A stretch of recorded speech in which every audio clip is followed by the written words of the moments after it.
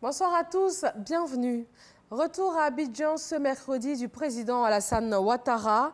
Le chef de l'État ivoirien a pris part à Addis Abeba en Éthiopie au 32e sommet ordinaire des chefs d'État et de gouvernement de l'Union africaine.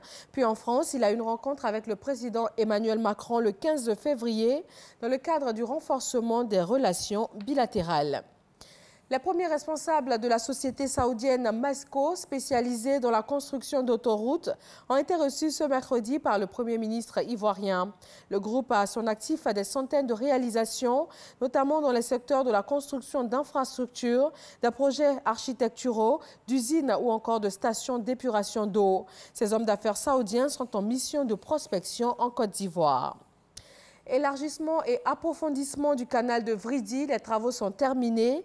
Le canal de Vridi rénové sera inauguré demain jeudi par le Premier ministre ivoirien. Ces travaux donnent la possibilité au port d'Abidjan d'accueillir les plus grands navires fréquentant les côtes africaines jusqu'à 350 mètres de profondeur avec 16 mètres de tirant d'eau. Le port autonome d'Abidjan devient ainsi plus compétitif pour l'accueil des grands navires. Pour la modernisation de l'administration, qui fait partie des priorités du gouvernement ivoirien.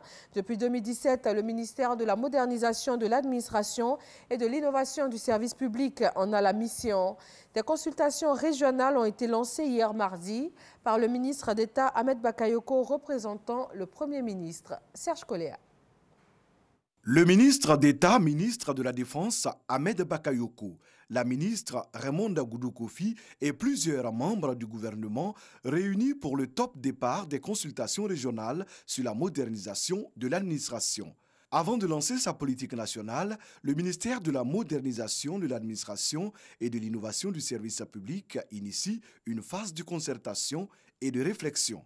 Si nous voulons offrir aux populations un service public de qualité, c'est bien auprès de ces dernières que nous devons éventuellement recueillir toutes sortes d'informations et de requêtes pour mieux calibrer nos actions de modernisation. Les consultations régionales sur la modernisation de l'administration constituent pour nous le prétexte idéal pour permettre à chacune des régions de la Côte d'Ivoire de mener une analyse approfondie des défis que pose la modernisation de l'administration publique ivoirienne. Représentant le Premier ministre, le ministre d'État, ministre de la Défense, souligne l'importance capitale de la modernisation de l'administration dans la stratégie nationale de développement de la Côte d'Ivoire. L'outil informatique, plus globalement les nouvelles technologies, sont un moyen de moderniser, d'innover l'offre publique de services. Et l'action du gouvernement est principalement portée sur l'amélioration des conditions de vie des citoyens et de leur faciliter la vie. Comment accélérer les procédures administratives?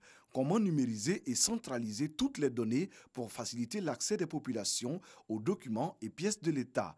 Comment faire en sorte que les services publics couvrent l'ensemble du territoire? Administration territoriale, collectivités locales, société civile, leaders religieux, chefs traditionnels et autres groupes associatifs seront invités à exprimer leurs attentes. Dans le domaine agricole, la 5e campagne ANACAD après la réforme de 2013 est officiellement lancée. Le prix plancher Borchon est fixé à 375 francs CFA, le prix magasin intérieur à 400 francs et le prix magasin portuaire à 459 francs. L'enjeu majeur de cette campagne, la qualité, pour faire des produits ivoiriens une référence sur le marché mondial. Au Nigeria, la commission électorale est sous le feu des critiques après le report in extremis des élections générales. Alors que la tension est montée d'un cran cette semaine entre les deux principaux partis qui s'accusent mutuellement de vouloir saboter le scrutin de samedi, la société civile s'interroge sur l'avenir de la commission électorale, évoquant une réforme de l'organisation au vu des nombreux reports de scrutin dans le pays depuis déjà 1999. Nouveau rebondissement dans l'affaire Benalla en France. La justice ouvre une enquête pour entrave à la manifestation de la vérité. Dans le cadre des différentes enquêtes visant l'ancien collaborateur du président Emmanuel Macron, déjà poursuivi pour violence.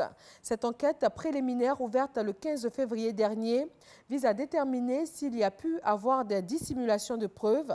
Elle concerne notamment des enregistrements de conversations et des messages effacés.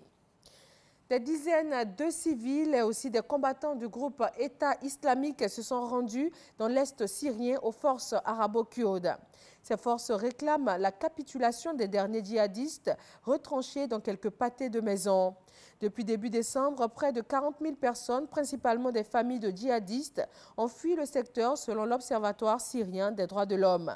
L'Alliance arabo-kurde a expliqué vouloir isoler les civils pour les évacuer avant de donner l'assaut. Et les djihadistes n'ont pas d'autre choix que de se rendre ou d'être tués au combat, selon les forces démocratiques syriennes. Et c'est tout. Merci d'avoir suivi ce flash d'information. À l'instant, l'info régionale et le journal à 20h sur RTI 1. À tout à l'heure.